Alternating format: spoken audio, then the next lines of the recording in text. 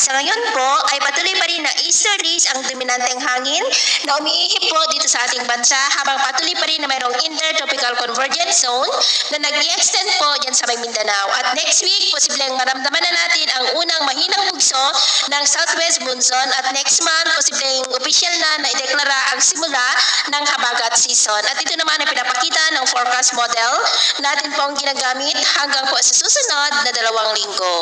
At sa lagay ng ating panahon, ngayong madaling araw ay may mga pag-uulan na sa may Davao Region, Caraga, ilang bahagi po ng Basilan, Zamboanga Peninsula, Kabisayaan, Masbate, Catanduanes, Romblon, Palawan, Infanta at Balilo Island. At mamaya po ay sisikat naman ng araw sa malaking bahagi ng ating bansa, lalo na po dito sa Luzon.